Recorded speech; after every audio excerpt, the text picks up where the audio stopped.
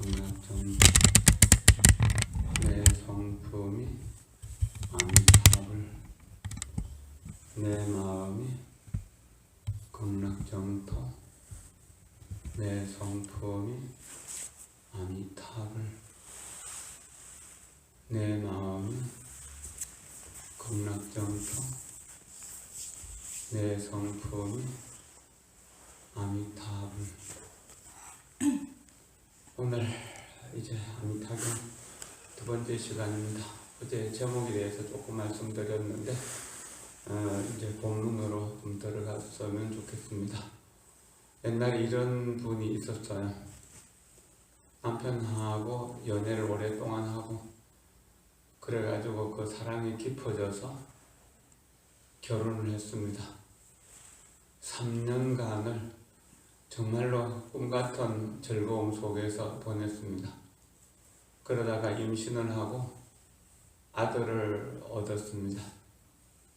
아들 낳았다고 좋아하고 시어머니도 오고 있는데 남편이 이제 그 음식을 먹다가 체해가지고 그날 밤에 죽어버렸어요.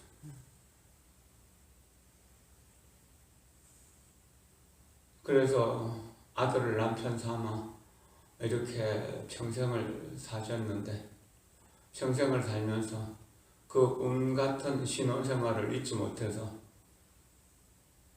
죽고 나면은 남편이 있는 극락세계로 가고 싶었던 겁니다. 이제 그분도 돌아가셨으니까 좀 갔는지 안 갔는지는 모르겠는데 만약에요 50년 전에 돌아가신 남편이 극락세계에 가 있다면 지금 90 넘은 아내가 이제 막 극락세계에 태어났을 때 남편하고 나이 격차가 어떻게 될까요? 또 서로 알아볼 수 있을까요?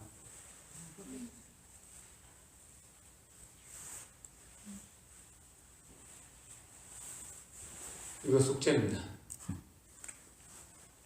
우리가 살다가 늙으면 아버지 어머니를 좀 더 이해하게 되고 이해하게 되면 이제 나도 아버지 따라서 극락세계 가야지 하면서 연구를 할 수도 있어요. 제자들이 이제 스승님을 따라서 그렇게 연구를 할 수도 있는 것처럼. 그랬을 때 우리가 극락세계에 가면은 알아볼 수 있을까요? 스승님을 또는 친구나 도반들을.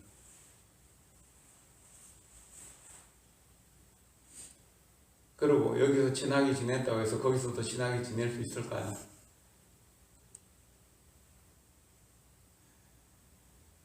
한번 사유해 보십시오.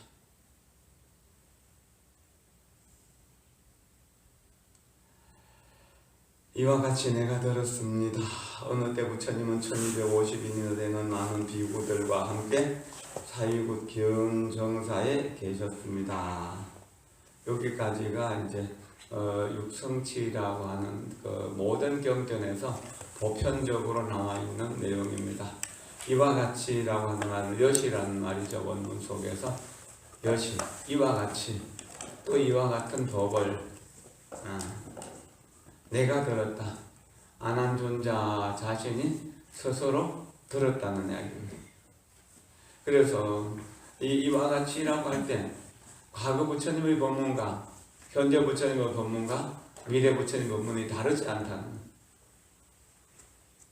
어제 경을 설명하면서 위로 모든 부처님의 뜻과 개합하고 아래로 모든 중생들의 근기와 개합한다고 했죠. 여기 일시, 그러니까 먼저 여시 아문할 때 그렇게 개합된다는 이야기입니다. 이 여여한 법, 변함없는 법, 불변의 법이 과거 모든 부처님과 미래 모든 부처님과 현재 모든 부처님과 또 근기가 많은 일체 중생들이 하나가 되는 것입니다. 그 법을 안한존자가 부처님을 통해서 들었었다는 얘기입니다. 그 다음에 이제 어느 때, 한때라고 어느 때. 이때는 바로 모든 부처님과 모든 부처님의 뜻과 이 경의 뜻이 개합되고 또한 이 경의 뜻과 모든 중생들의 건기가 개합되는 그때를 이야기합니다.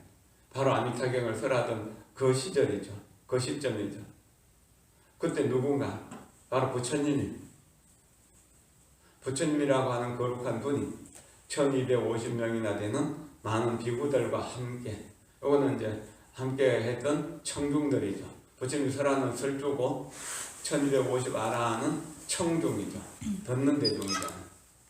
설법하는 주체가 되고 듣는 주체가 됐는. 그럼 어디에 계셨는가? 기원정사에 계셨다. 희수고 고도원에 계셨다. 뭐 여기에서 설명이 많지만 다른 경전에서 설명할 때 이 이야기 많이 나오니까 그냥 넘어가도록 합니다.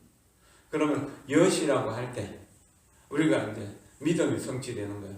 아난존자가 직접 설한 것이 아니라 부처님에게 들었다는 거죠. 여여한 법을 그렇게 법이라고 할 때 믿음이 생기는 것이고, 그 다음에 아난존자가 들었다는 믿음이 생기는 거죠. 그 다음에 일시, 안타경을 설하는 때를 이야기합니다. 여기서 일시라고 한 것은 모년, 모월, 모일이라고 하지 않고 그냥 일시라고 이야기한 것은 이 삼천대천세계의 시분이 다 다르기 때문에 우리는 지금 7시 7분이라고 하지만 대만에 가면은 지금 6시 7분이 될 것이고 호주에 가면은 아마 5시 7분이 되거나 그러게 되겠죠. 이렇게 차이가 있기 때문에 그래서 그냥 일시라고 합니다. 때라고 하는 건 지금 우리가 만나는 이때, 우리가 아미타경을 공부하는 이때라고 해도 좋을 것입니다. 그리고 부처님 이 경을 설하시는 주인이죠. 그 다음 1255위는 이 경을 듣는 청중들을 이야기하는 겁니다. 그리고 어느 곳?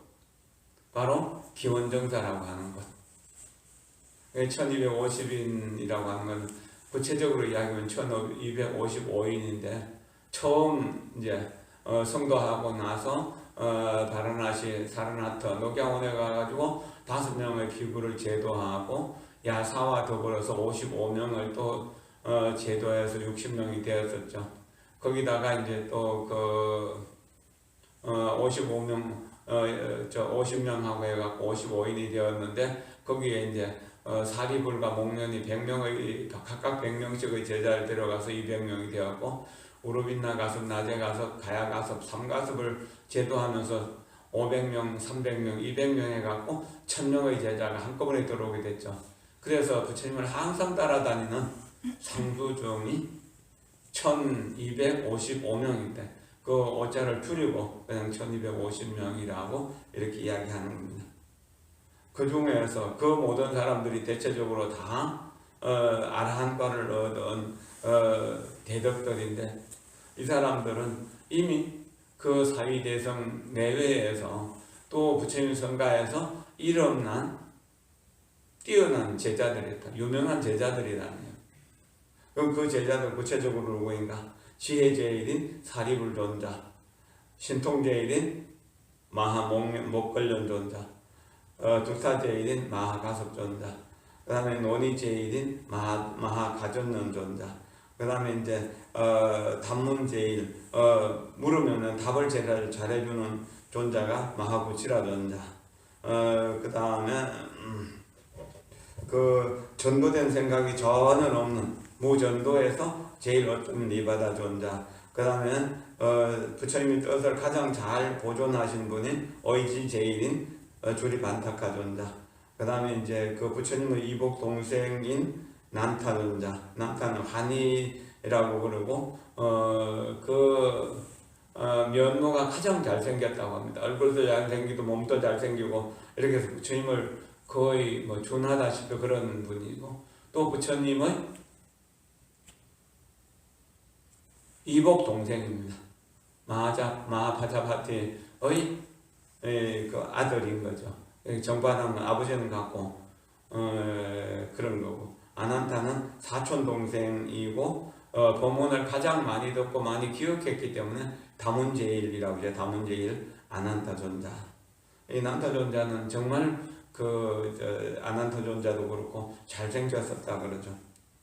그리고 라오라는 그 야소다라의 아들이고 밀행제일인 것이고, 그 다음에 이제 교본바제는 하늘의 공양을 많이 받았기 때문에 수천공제일이라고 이렇게 이야기하고, 빈두르 존자는 이건 열반에 들지 않고 항상 천태산에 남아가지고 선정을 닦으면서 부처님의 가사를 들고 계시다가 이제 부처님 미륵 부처님이 오면 가사를 전해서 법을 전한다고 하는 그런 분이고, 신통도 아주 뛰어난 분이었다고 합니다.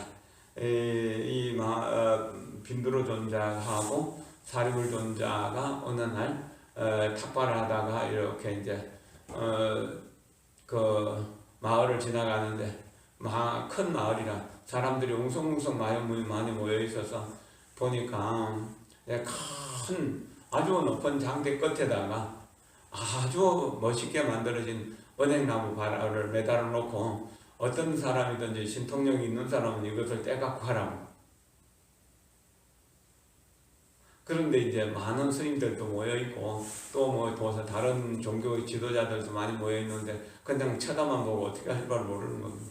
이게 빈두르 존자가 사리불 존자를 보고 눈짓을 하면서 내가 저 신통력으로 저걸 뗄까 하니까 그냥 그렇지 말게, 부처님 그 신통 부리지 마라 했잖아. 그리고 참고 지나갔습니다. 한참을 가서 여기 언덕 위에 앉아서 이렇게 내려다보니까 그 마을에 역시 그 가루가 그대로 매달려 있는 겁니다. 그래서 사리불 존자 보고 잠시 쉬라고 그러고, 자기가 앉아있던 그 바위채 그냥 이렇게 이제 신통력으로서 일어나서 그 마을로 날아가서 그 온 마을을 이렇게 거꾸로 바로 하면서 여러 가지 신통력을 보이고, 그리고 사람들이 깜짝 놀라서 뭐 이렇게 정신없이 쳐다볼 때 딱 바로를 떼갖고 왔다는.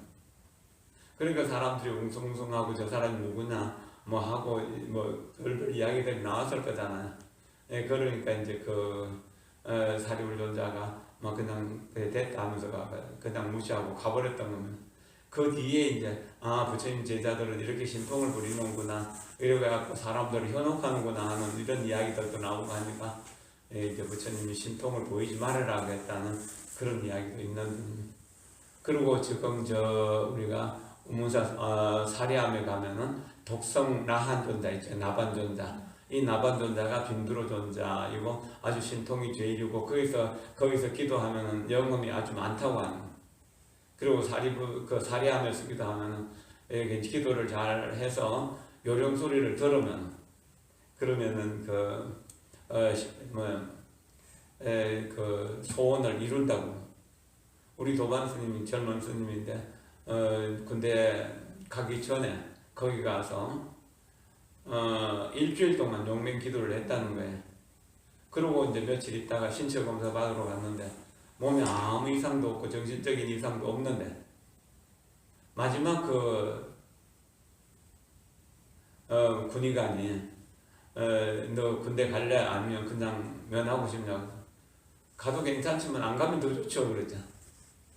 그러니까 그냥 면제라고 딱 찍어줬다는, 신통을 얻고 군대를 안 갔다는 이야기죠.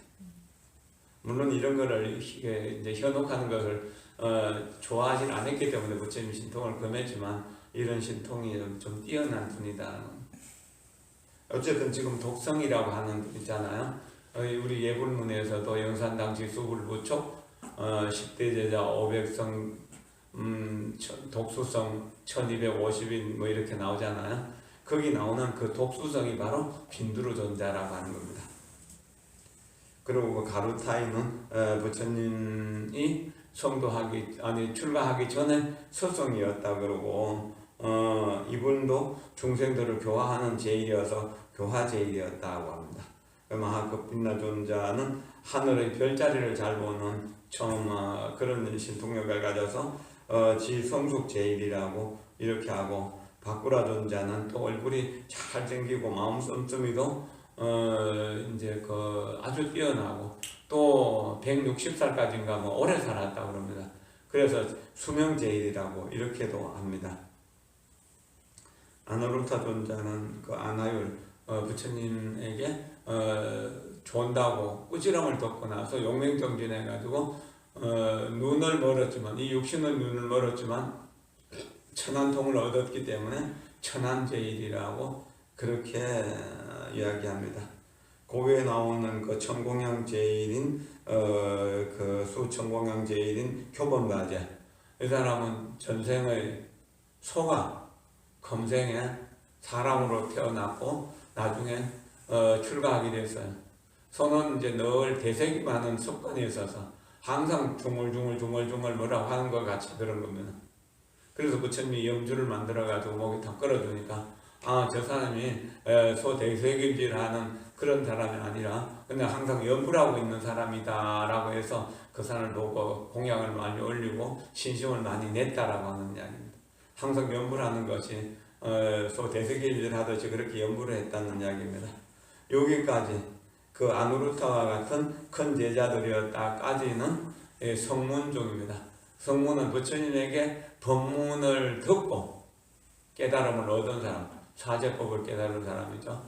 그 뭡니까? 고성계, 집성계, 멸성계, 도성계의 사성계를 깨닫고 아라한이 되신 분입니다. 이런 아라한들에게는 공양을 받을 만한 복덕이 충분히 갖춰져 있어서 아라한을 복전이라고 이렇게도 이야기합니다.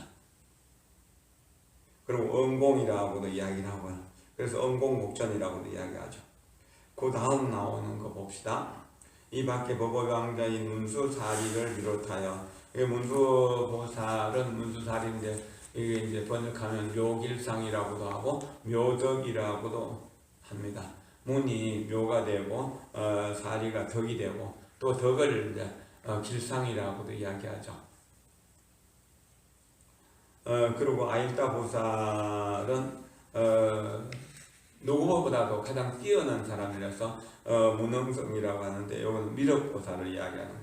요 문수보살과 미륵보살은 다 다음 생에 부처님이 되실 일생부처의 보살이다라고 하는 이야기입니다. 근타제보살은 잠시도 쉬지 않고 오랜 세월 동안 수행을 해서 그래서 수행 제일이고 잠시도 머무르지 않고 쉬지 않고 정진하는 것으로 제일이라고 하는 분이고, 상정진 보살은 자기도 이롭고 남도 이롭게 하는 이런 보살의 정신을 부지런히 써나가는데 잠시도 필요하다거나 권태롭게 생각하지 않는다라고 하는 겁니다. 이 네 분의 보살이 보살 대중을 대변해서 이제 그렇게 말하는 겁니다. 그리고 그런 보살들이 많이 모여 있었고, 다시 석재환인은 도리천주인데요. 제석천왕을 이야기합니다. 33천이라고 하는데 중앙에 한 천이 있어서 거기 도리천이라고 하고, 동서남북으로 8개의 하늘이 있어서 48, 32에 중앙천까지 해서 33천. 그게 이제 팽으로 보면은 33천이 되고, 종으로 보면은 이 도리천 바로 밑에 사왕천이 있는데, 사왕천에서 도리천, 야마천, 도솔천, 하락천, 타와자재천까지는 유격천이고, 그는 제1선천, 제2선천, 제3선천, 그다음에 이제 그게 이제 3선천씩 해가지고 9개의 하늘이 있고, 제4선천은 또한 9개의 하늘이 있어가지고 18, 18, 3개는 18, 18하늘이 있고, 무색개에는 또 4천이 있어서 28천이 되는데, 28천의 모든 대중들이 여기에 아미타경 법문을 들으러 오셨다라고 하는 겁니다. 그리고 그 다음에 여기 천상세계 사람들이 들어왔죠. 그 다음에 이제 일반 사람들도, 여기 인이라고 했잖아요. 천인, 그래서 일반 사람들도 다 이 자리에 모여들었다. 신도들도 많이 모여들었다는 거죠. 우바스, 우바이들도. 여기까지가 이제 그 모여있는 대중들을 설명한 부분입니다. 여기를 이제 까지를 정신서라고 그러고 통서라고 이야기합니다. 어쨌든 서분입니다. 서분, 정종분, 그 다음에 유통분이라고 하는데, 그 서분, 정종분을 이야기합니다. 서분을 이야기하고 서분 중에서 앞에까지는 동서, 정진서가 되고 지금 여기서부터는 이제 발비서가 되는데 그때 이제 대중들이 모여 있을 때 부처님께서 장로 사리불에게 말씀하셨다. 다른 사람은 아니고 사리불에게 말씀하셨다. 사리불은 뭐라 했습니까? 지혜 제일이라고 그랬죠. 이 지혜 제일인 사리불 존자라야 이 아미타경을 이해할 수 있는 사람이다. 그래서 대중 중에서 상수를 가장 어떤 데는 어떤 머리 되는 이런 어떤 되는 사람을 장로 사리불이라고 사리불에게 설명을 했다. 이 짧은 경전 한 1800여 자 되는 이 아미타경을 설하면서 이 사리불이여 하는 이야기를 36번이나 반복하면서 이렇게 아미타경을 설했다는 것은 정말로 곡진하게 간절하게 이렇게 본문을 설했다라고 하는 이야기입니다.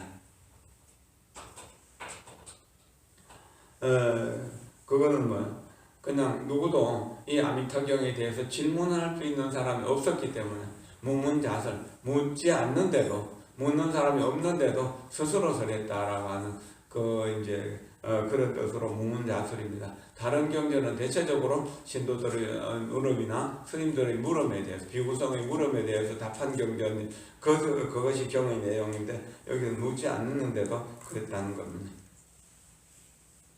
여기에서 서쪽으로 10만억 불국토를 지나간 곳에 극락이라고 하는 세계가 있고 거기에 아미타 부처님이 계셔서 지금도 법을 설하신다. 여기까지가 이제 서분을 다 마치는 대목입니다. 여기까지는 그때 부처님께서 장로 사리불에게 말씀하셨다. 여기에서 서쪽으로 10만억 불국토를 지나간 곳에 극락이라고 하는 세계가 있다. 거기에 아미타 부처님이 계셔서 지금도 법을 설하신다. 여기까지는 아미타경에만 나오는 서문이죠. 다른 묘법연화경이나 또 다른 경전에서는 다른 내용으로 또 나오죠. 그 경에 맞는 내용으로. 그 다음에 사리불이여 저 세계를 어째서 극락이라 하는 줄 아는가 하는 것은 이제 극락세계에 대해서 설명을 하기 위한 것이죠. 그러면 극락세계는 자연환경이 어떻게 생겼는가? 자연환경을 기세간이라고 그러고 의보라고 이야기합니다. 인간인 정보가 의지에 사는 곳이죠. 그래서 사람이 사는 세계를 이야기합니다. 자연환경을 이야기한다는 뜻입니다. 자연환경을 이렇게 보니까 그걸 설명하는데 뭡니까? 서쪽으로 10만억 불국토 이걸 한번 생각해 봅시다. 우리 마음이 동쪽에 있나요? 서쪽에 있나요? 남쪽에 있나요? 북쪽에 있나요? 상방에 있나요? 하방에 있나요? 마음의 주체가 없죠. 마음은 머무는 곳에 없어요. 그럼 왜 여기서 서쪽이라고 했는가?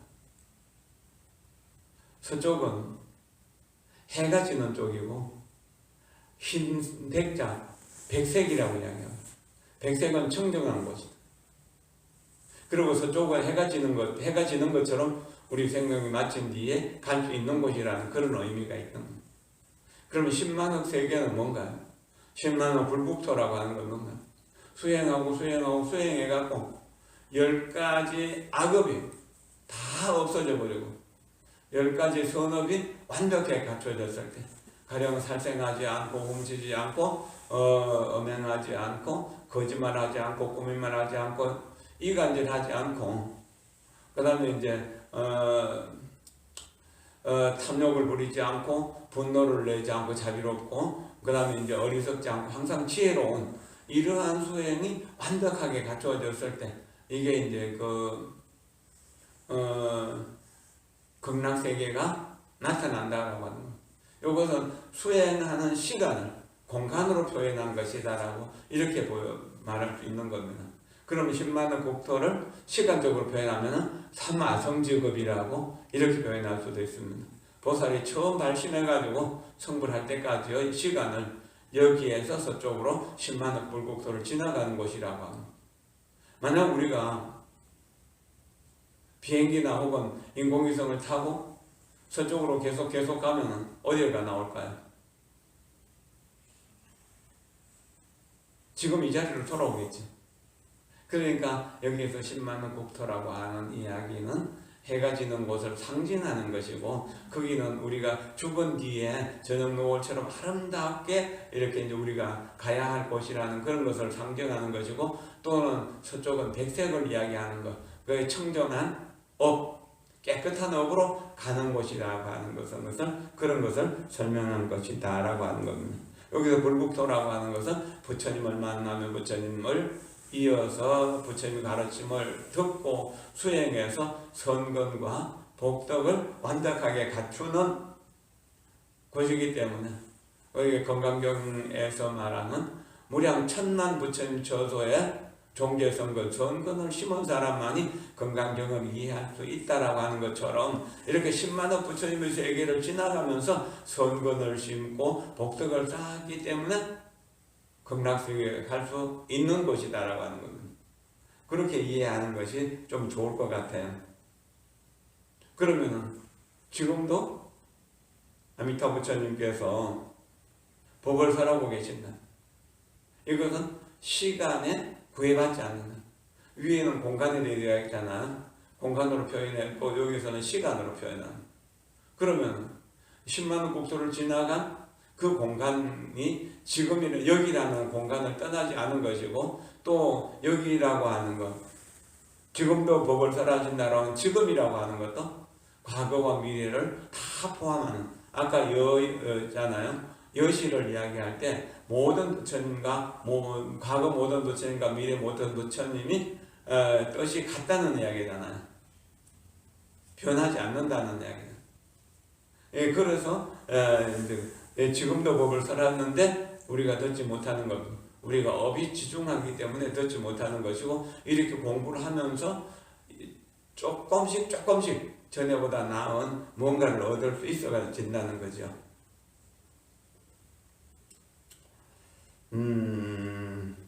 어째서 극락이라고 하는가? 거기에 있는 중생들은 아무 괴로움도 없이 즐거운 일만 있으므로 극락이라고 하는 것이다. 자, 아무 괴로움도 없이 즐거운 곳이다. 이거는 하근기의 입장에서는 이 글자 이대로 믿습니다. 그래서 이 고통스러운 세계를 떠나서 극락세계로 가려고 합니다. 그래서 밤낮으로 나무아미타불 이렇게 계속 불어나갑니다. 그러는 동안 번뇌가 줄어들게 되고 선건과 복덕이 자라나게 되죠. 그래서 여기서 내가 복덕과 선건이 자라나면서 환경이 좋아지게 되고 만나는 사람들이 다 좋게 보이게 되고 만나는 사람들을 존경하고 사랑하게 된다. 그러면은 공경과 사랑으로 살아가게 될 때 고통이란 없는 거죠. 남을 위하는 일이라든지 또는 남을 도와주는 일이라든지 죽어가는 사람을 살리는 일이 힘들고 어렵다고 하더라도 보살의 입장에서는 그것이 당연히 해야 되는 일. 엄마가 자식을 키울 때 자식을 위해서 하는 일이 힘들지 않은 것처럼 오직 큰 자비와 큰 지혜가 있기 때문에 집착하지도 않고 또한 방심하지도 않고 가장 적당하게 도와서 극락세계로 이끌어갈 수 있는 그런 곳이라는 이야기입니다. 그래서 틱나탄 스님은 말씀하시죠. 지금 여기가 아니라는, 지금 여기가 극락 정토다. 만약 지금 여기가 정토가 아니라면 세상 어느 곳으로 가더라도 정토는 있을 수 없다. 어제 이야기했나요? 부처님의 연주소는 어디죠? 우리의 연주소는 어디인가요?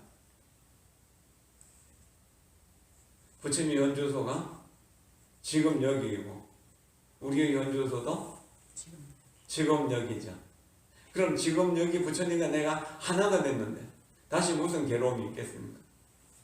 그럼 내가 이미 부처님이 되었는데 부처님의 눈으로 세상을 보니까 세상은 모두 다가 부처님 국토고 세상에 사는 모든 사람들은 부처님인데 부처님을 돕는 일, 부처님을 위하는 일이 어떻게 괴로움이 되겠습니까?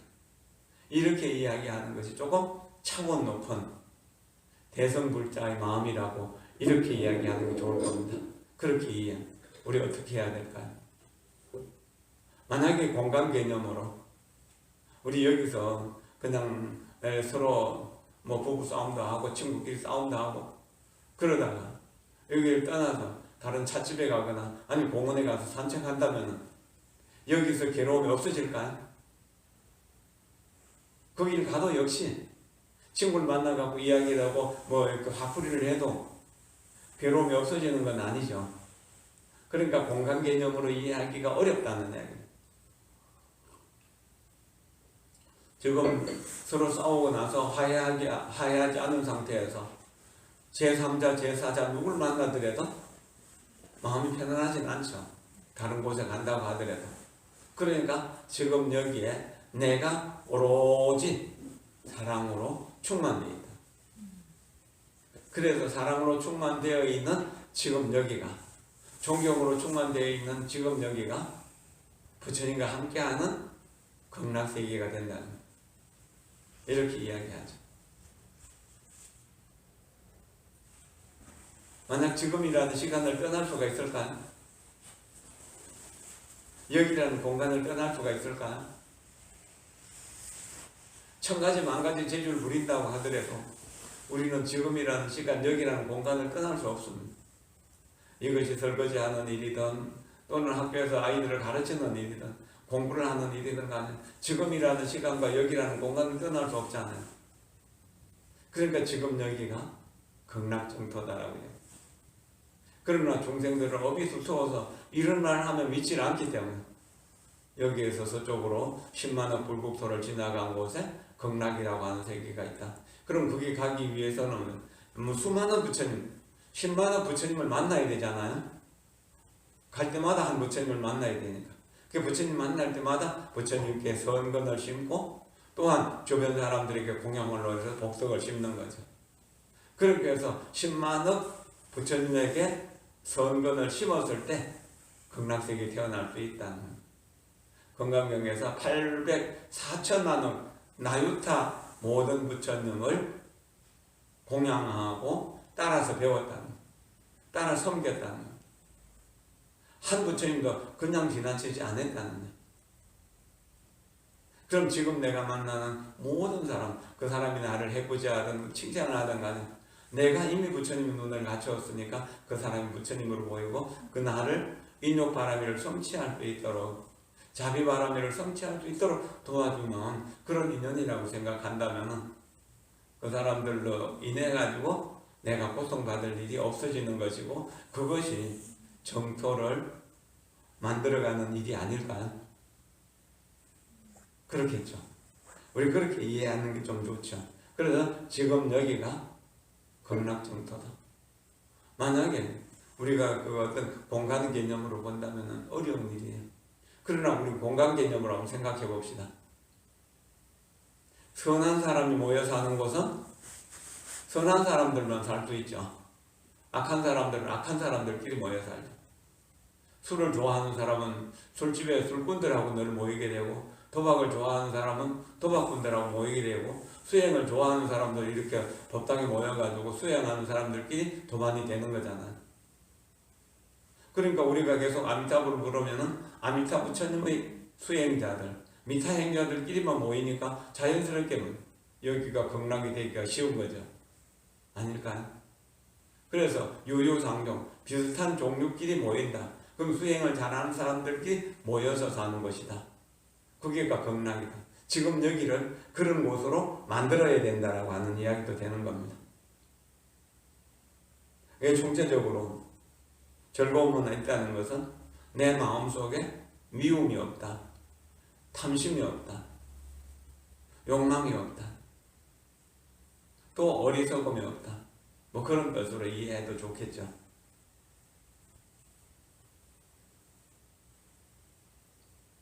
진정으로 나의 적은 누구일까요?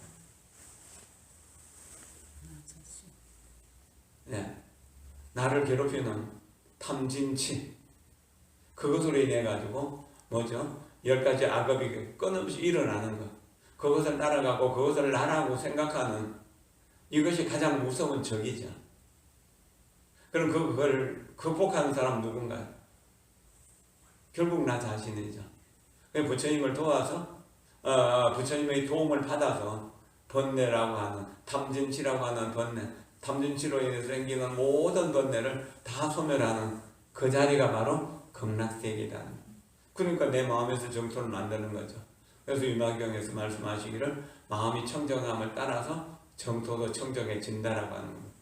마음 청정 없이 정토의 청정은 있을 수 없는 것이죠. 자, 술 마시기를 좋아하고 그냥 헛소리 이야기하고 옹담표설하고 정치 이야기하는 좋아하는 사람들 여기다 데려놓으면 어떨까요?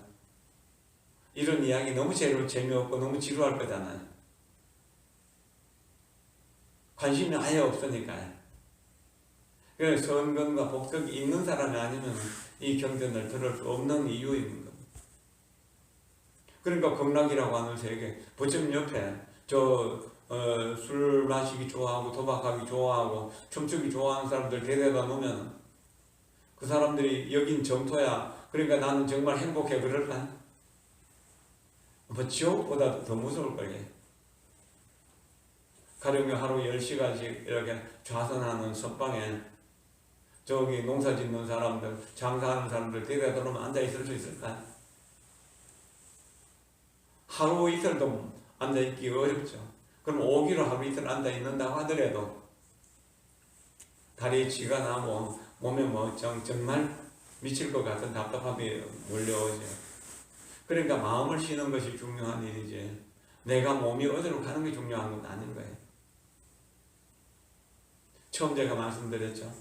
50년 전에 죽은 영감님 지금 극락세계에 있다면 몇 살일까? 내가 지금 죽어서 간다면 만날 수 있을까? 만나면 알아볼 수 있을까? 알아본다면 뭡니까? 나이 차이를 극복하고 다시 결혼해서 살 수 있을까? 아마 아니겠죠. 그런 거죠. 극락세계는 이 몸으로 가는 곳이 아니다는 겁니다. 그러면 정신세계라고 하는 이야기죠. 그렇게 이해를 하는 것이 더 중요하죠. 이 몸은 부처님 몸이라고 하더라도 늙음을 피할 수 없었고 병들음을 피할 수 없었거든. 부처님이 심한 이질에 걸려가지고 마지막 3개월 여행 동안 엄청 고행을 하셨거든. 그리고 산화상소에서 열반이 들었잖아. 우리 어떻게 이해해야 되나? 그렇게 몸이 아프면서도 정신은 초롱초롱하고 평화로웠다는 이야기. 조금만 아파도 그냥 난 너무 고통스러워 너무 힘들어 하면서 주변에 하소연 나는 사람도 있는가 하면 그저 죽을 병에 걸려도 담담하게 받아들이고 그 죽는 순간까지 기도하고 염불을 하면서 편안하게 죽어가는 사람도 있잖아요. 그 우연히 될 수 있는 걸까요? 아니죠. 매일매일 수행했을 때 그러한 가능성이 좀 더 많아지는 거죠. 임종의 순간에 10번만 아미타불을 부르면 극락세계 갈 수 있다는데 온 몸이 갈게 찢어지려고 하는데 부처님 생각이 날까요? 아마도 어려울 거예요. 수술실에 들어가서 마취 안 하고 이 배를 가르고 장기를 끄집어내갖고 씻어내고 잘라내고 할 때도 마음이 움직이지 않는다면 아마 가능할지도 모르지만 그런 사람은 없잖아요. 그러니까 정신세계로 간다라고 생각하고 정신세계를 이렇게 아름답게 표현해 놓은 것이라고 그렇게 보는 것이 좀 더 좋을 겁니다. 극락세계의 장엄을 또 봅시다. 부처님이 사는 극락세계에는 일곱 겹으로 된 난간이 있다. 이 난간은 경계를 표시하는 것이죠. 여기가 극락세계하고 울타리를 말하는 겁니다. 일곱 겹으로 울타리가 되어 있는데 그것은 뭐는 보배로 이루어진 것이죠. 그 다음에 이제 하늘 세계로 보니까 인도는 엄청나게 덥잖아요. 그러니까 시원하게 해주는 일산이 일곱 겹으로 되어 있다. 그것도 보석으로 되어 있다는, 이게 허공계를 장엄하는 일이죠. 그 다음에 일곱 가지 가로수가 있다. 그 사이사이에 가로수도 있고 그 뒤에 보면은 또 연못도 나오고 연못 가에 계단도 나오고 계단 위에 또 누각도 나오고 그러잖아요. 이게 이제 가장 살기 좋은, 그 당시 이 경전이 만들어질 때 가장 이상적인 세계, 인간이 상상할 수 있는 가장 아름다운 세계, 그것을 여기다 그렸다고 보면 좋을 겁니다. 아마 지금이면은 좀 다른 모습으로 그릴지도 모르겠죠. 어쨌든 그 가로수는 이게 이제 땅을 장엄한 것이다. 극락세계의 지계를 땅의 세계를 장엄한 것이다라고 이렇게 보는데, 이 난간과 그 다음에 라망, 일산, 옛날에는 그 큰 잔치를 할 때 차이를 쳐서 태양을 가리켰거든요. 그리고 요즘 이제 비가 오면 이제 그 햇볕이 너무 강하면 양산 들잖아요, 여자들. 그 양산과 같은 그런 거라고 이해하면 좋습니다. 근데 그것이 한없이 넓고 크다는 이야기죠. 그래서 이제 그것이 끝없이 펼쳐져 있는 그런 남항은 거물로 짜여져 있는 일산이란, 보배 거물로 짜여 있는 일산이라고 하는 이야기입니다. 그리고 땅에는 가로수가 심어져 있다는, 일곱 겹씩 요거는 이제 그 7과 볼이라고 이야기하고 37조도품을 이야기하는 것이라고 그렇게도 설명하고 있습니다. 그리고 그것은 금, 은, 청옥, 수정인데, 이건 세상에서 말하는 황금이나 옥이나 은이나 수정 이런 것은 아니다라고 합니다. 그러면은 세상에 천분만분 변화되어도 변하지 않는 지금 여기의 나, 그래서 항상 상자가 되는 것이고, 거긴 더럽혀지는 일이 없기 때문에 괴로운 일이 없기 때문에 즐거운 낙장, 그 다음에 온 우주 전체가 보배로 된 나이니까 부처님과 나를 나눌 수 없는 그런 나가 되는 것이고, 그리고 그건 항상 청정하다. 그래서 상랑가정의 열반사덕으로 이루어져 있다. 그럼 이런 덕을 수행하지 않고는 우리가 극락세계에 태어나기 어렵다. 그래서 이것을 수행하는 방법이 뭔가? 나무아미타불 나무아미타불 나무아미타불을 반복하는 것일 수밖에 없는 것이다. 그래서 실제로 늘 옆으로하는 사람은 다른 사람보다 참는 인내력이 강하고 보시하는 능력도 강하고 남들을 도와주는 능력도 강하고 자기 자신을 이겨내는 그런 능력도 좀 더 강한 그런 사람이라고 할 수 있는 것이죠. 또 극락세계에는 칠보로 된 연못이 있고, 연못 7가지 보배, 뒤에 이제 7가지 보배 이름이 쭉 나오죠. 그 연못 바닥에는 그 연못에는 8가지 공덕이 있는 물로 가득 차 있다. 그럼 8가지 공덕은 무엇인가? 지극히 맑고 깨끗하다. 우리가 산에 가서 이렇게 산에서 흐르는 물을 보면 바닥까지 보이는 그런 청정함을 볼 수 있죠. 우리 바닷가에도 보면 오염이 전혀 안 된 바다에, 깊은 바다에 모래까지 물고기가 다니는 것까지 다 보이잖아요. 이런 것들 징청이라고 이야기합니다. 그 다음에 이제 두 번째는 맑고 차갑다, 시원하다.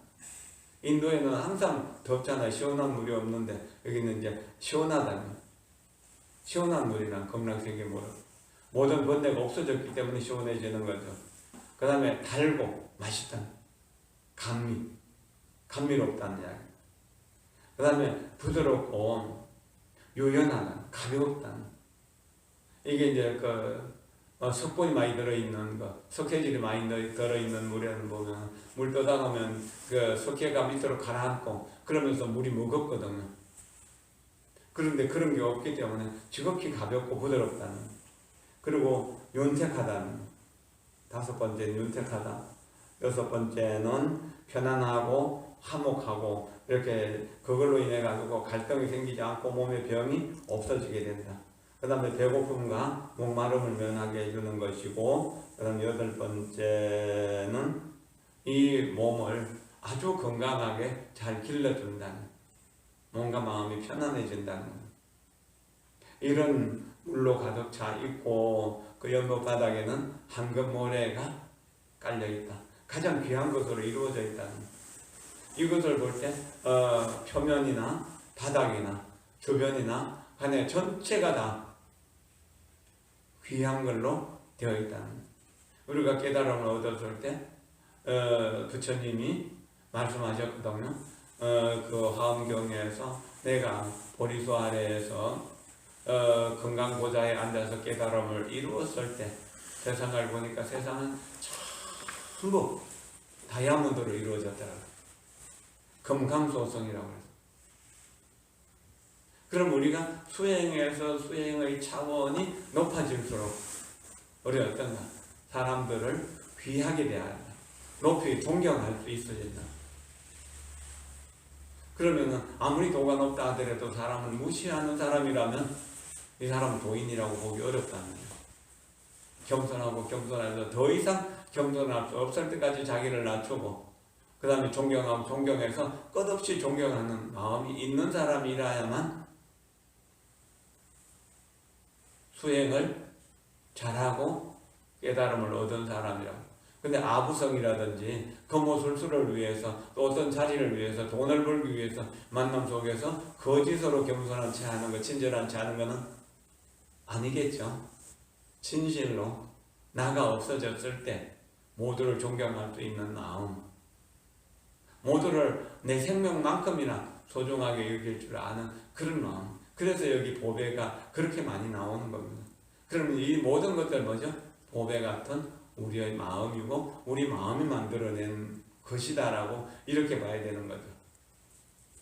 그 연못둘레에는 황금과 백원과 청옥과 수정의 네 가지 보석으로 이루어져 있다. 귀한 보석을 다 드러내는 거죠. 그리고 이제 그 계단 위에는, 청계 위에는 누각이 있는데 누각이 7층으로 이렇게 되어 있다. 여기는 뭡니까? 누각은 황금과 백원과 청옥과 수정과 적진주와 만호와 호박으로, 그 당시에 최고 보배고 지금도 최고로 보배를 삼는 거잖아요. 이런 걸로 누각이 번쩍인다. 생각해 보세요. 자, 극락대교 하니까 울타리는 이렇게 이제 일곱 겹으로 되어 있는데 그게 네 가지 보석으로 이루어져 있고, 또 가로수가 있는데 가로수도 보석으로 이루어져 있고, 또 하늘은 뜨거운 햇볕을 가리는 일산이 일곱 겹으로 보배로 되어 있고, 그 뒤에 연못이 있는데 연못에는 황금 모래가 깔려 있고 팔궁둑소가 철철철철 넘쳐 흐르고, 그 사이에 돌로 계단이 있는데 그 돌들이 전부 다 보배로 이루어져 있고, 또 계단 위에는 곳곳에 누각들이 있는데 사람들이 사는 집이죠. 그 누각들은 전부 다 칠보로 이루어져 있더라. 무량수경에 보면 이런 이야기가 훨씬 더 자세하게 나옵니다. 어쨌든 이런 보석은 뭐죠? 우리가 마음의 수행을 통해서 마음의 보배를 발견한 것이다라고 그렇게 도움 줬습니다. 제가 이제 가능한 도피할 때마다 여러분들을 존경하고 사랑합니다라고 하는 말로 시작하려고 하는 것도 이러한 뜻으로요. 모든 생명이 부처님의 생명처럼, 우리의 생명처럼, 나의 생명처럼 존귀하고 소중하다는 것을 말하는 겁니다. 물론 내가 지금 그렇게 하지 못한다고 하더라도 그런 말을 통해서 모두를 존경하는 마음이 생김으로 해서 미워하거나 원망하는 마음이 없어질 수 있기 때문에 그건 하나의 치료제가 되는 거죠. 그리고 그 연못 속에는 수레바퀴만한 연꽃이 피어있다. 이 연꽃은 뭔가 연꽃이 피었는데 이게 이제 푸른 밑에서는 푸른 광채가 나고, 그러나 빛과 광채는 좀 다르죠. 그래서 광채가 나는 것도 있고 실제로 광채가 안 나는 것도 있고 그렇잖아요. 여기서는 광채가 난다는 이야기입니다.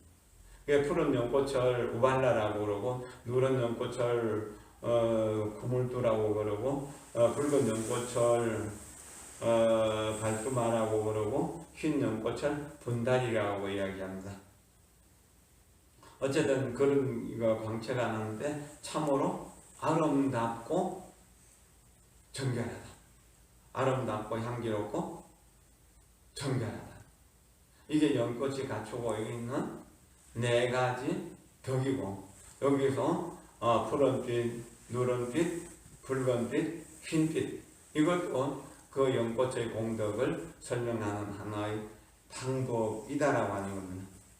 그러나 이것을 설명하는 옛 어른들이 말씀하시기를 이거는 어떤 질량으로 이루어진 것이 아니다는 거예요. 형상이 아니다는 거예요. 그렇기 때문에 아주 미묘하다라고 이야기합니다.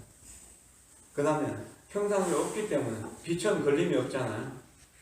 여기 이 빛하고 저기 등불이 빛이 서로 싸우나요? 서로 비추지만 거기에 걸림이 전혀 없잖아요. 그런 것처럼 수많은 사람들이 살고 있지만 또 수많은 연꽃들이 많이 피어 있지만 그 광채가 서로 섞여 있어도 서로 갈등하지 않는다, 걸리지 않는다는 거예요. 그게 걸림이 없기 때문에 묘라고 이야기합니다.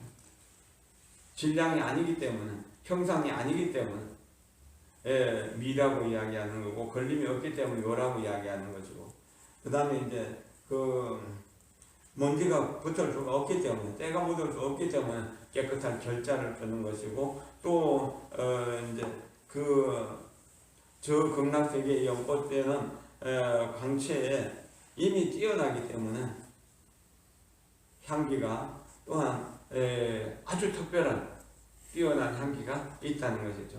그래서 미묘향결이라고 했잖아요. 아름답고 향기롭고 아름답고 묘하고 향기롭고 정결하다라고, 이것이 극락세계의 모습이다. 그래서 이제 이거 청소할 필요도 없다 뭐 그렇게 하는데, 이게 청소할 필요도 없다는 게 아니라 청소한다는 생각 없이 청소한다는 거예요. 더럽힌다는 생각 없이, 이게 더럽히는 것도 없고 항상 이렇게 부지런하니까 청결은 자연스럽게 이루어지는 것이죠. 사리부리의 극락세계는 이와 같은 공덕장엄으로 이루어져 있느니라. 이와 같은 공덕장엄으로 이루어져 있다. 그게 이제 주처 극락세계에 중생들이 사는 곳, 태어나는 곳, 이런 것들이 가지가지 향기로운 꽃으로 장엄되어 있고, 다 아미타불의 대원, 대행. 여기 이제 무량수경에 보면은 48가지 큰 정원을 세웠으니까 이게 대원이 되는 것이고, 그리고 무량억급 동안 수행을 했다고 그랬잖아요. 아주 뛰어난 수행을. 그래서 대행이라고 하는 겁니다. 이렇기 때문에 이것에 우리 마음속에 벌레가 져있는 불성을 완전히 드러내는 것이 그 힘이 대원과 대행이라고 합니다. 이 대원과 대행이 갖추어져 가지고, 그래서 이제 모든 공덕을 원만하게 갖춰서 부처님의 진실한 반야지혜의 공덕이 자연스럽게 나타난다. 그런 공덕 장엄으로 이루어졌다는 그런 극락세계는 뭔가 실제로 그러한 장엄으로 이루어진 것이다. 다른 것이 아니다. 자, 극락세계에 살아가는 모습을 조금만 더 봅시다. 그 다음 페이지를 넘어가서요. 사리부리여 또 저 불국토에는 항상 천상의 음악이 연주되고 대지는 황금색으로 빛나고 있다. 이런 것들을 현실적으로 한번 생각해 보세요. 내가 가장 듣기 좋아하는, 내가 가장 좋아하는 음악이 항상 연주되고 또 대지는 황금으로 되어 있다. 여기서 황금이라는 것은 모든 존재가 존귀하다는 뜻이고 희귀하다는 뜻이고 광채가 난다는 뜻이지, 실제 우리가 여기 우리가 이제 상업할 수 있는 그런 황금은 아니다는 이야기입니다.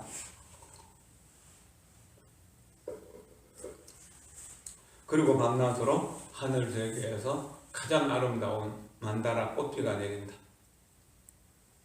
연꽃 중에서 가장 뛰어난 꽃, 진리의 연꽃을 만다라꽃이라고 이야기합니다. 만다라가. 그리고 그 불국토의 중생들은 부지런하니까 이른 아침마다 일어나서 그 꽃비가 내린, 밤새 내린 꽃비를 바구니에 담아가지고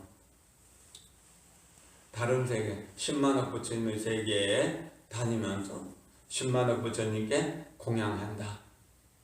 그리고 돌아와서 아침 식사를 마치고 천천히 그 7가지 가로수가 있는 그러한 또 호수가 있는 그러한 길을 산책한다.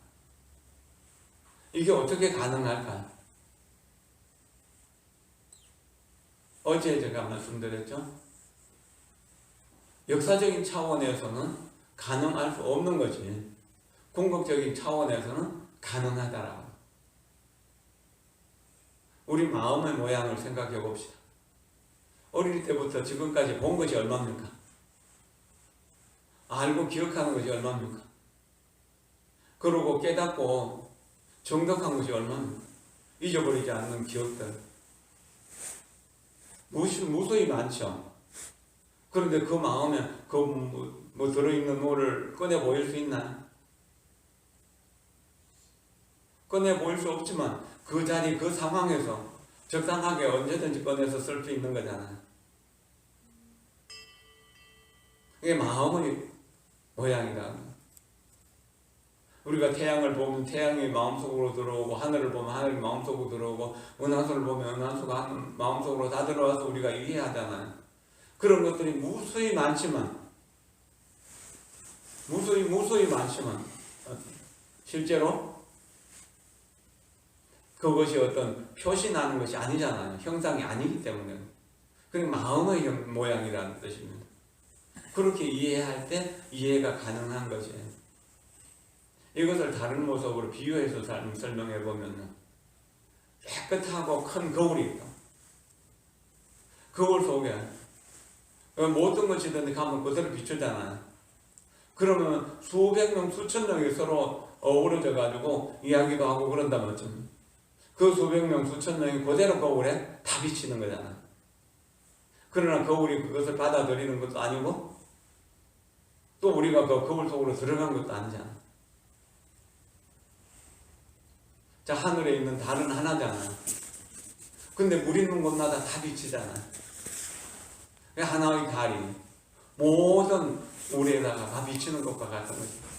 여기서 10만억 부처님에게 공양하는 것도 그와 같은 뜻이라는 거예요. 그래서 만선동기실 그 개송의 끝부분에 보면은 이게 마지막 그 마루개송 중두송이라고 하는 게 나오는데, 그 뭔가 나열 하나공고 이렇게 이제 환과 같고 이렇게 환화와 같은 이게 그림자 같고 또는 메아리 같은 이런 공양구로, 아지랑이 같은 꿈 같은 이런 공양구로, 공양 영향열에 그림자 같고 메아리 같은 그런 부처님에게 공양한다고 해요. 이거는 마음의 차원을 이야기하는 것, 궁극의 차원을 이야기하는 것으로 이해할 때 가능하지, 그 외에는 이해할 수 있는 방법이 없다는 겁니다. 그 극락세계는 이와 같은 공덕 장엄으로 이루어졌다. 그 뒤에 이제 극락세계 아름다운 새들에 대한 이야기하고, 나무가 흔들릴 때 수천 가지 악기가 한꺼번에 움직이는 연주를 하는 것과 같은 그런 이야기까지는 내일 이야기를 해야겠습니다. 일단은 그렇게 이해를 하시고 우리가 그렇게 보시더라고요. 어릴 때 우리가 아무것도 모를 때는 그저 엄마만 알고 아빠만 알잖아요. 그것이 세계 전체잖아요. 그런다 배우면서 계속 우리의 배움이 넓이가 커지고 폭이 넓어지고 깊이가 깊어질수록 보고 사유하고 깨닫는 것이 점점 커지는 거잖아요. 그와 같이 우리가 이 불법을 수행했을 때 마음의 능력이 한없이 커갈 수 있다는 거예요. 그리고 어릴 때는 믿을 수 없었던 것들이 나이 들면은 또 수행을 하면은 체험 속에서 믿음이 좀 더 견고해지는 겁니다. 그래서 믿음으로 배움을 시작하고 배워서 이해함을 통해서 믿음이 더 진실해지고 또 믿음과 이해가 수행을 이끌어가는데 수행을 통해서 믿음과 이해가 더 분명해진다는 겁니다. 가령요 저 성악산 정상에 보배가 있다더라 하고 남들 이야기하면 듣고는 그런가 망가 긴가민가 하잖아요. 근데 실제로 올라가 보면은 보배를 얻은 것보다 더 넓은 세계를 볼 수 있고 더 많은 자유 또는 행복을 얻을 수 있는 거잖아요. 이런 것처럼 체험은 중요하다는 겁니다. 그래서 믿음과 이해가 원을 따라서 수행으로 이루어지고 그 수행이 원만해져서 우리는 깨달음의 세계가 지금 여기에 펼쳐질 수 있다는 이야기입니다. 이해되시나요? 질문 있습니까? 어쨌든 우리가 어릴 때보다는 이 불교 공부를 안 했다 하더라도 뭔가 조금씩 나아졌잖아요. 그리고 공부를 좀 하면서 조금 더 분명해지고 이해가 분명해지고 믿음도 분명해지고 그러면 수행도 그 전에보다 더 진실하게 잘할 수 있어진다는 겁니다. 모를 때는 못하는 것이 알면은 할 수 있어진다는 거지. 그래서 배우는 것이 좋다는 것이고 또 수행하는 것이 좋다는 것입니다. 그리고 중요한 것이고 그것이 이제 깨달음의 세계, 극락세계로 갈 수 있는 길이라고 하는 겁니다. 자, 오늘 이만큼 하고 마치도록 합시다.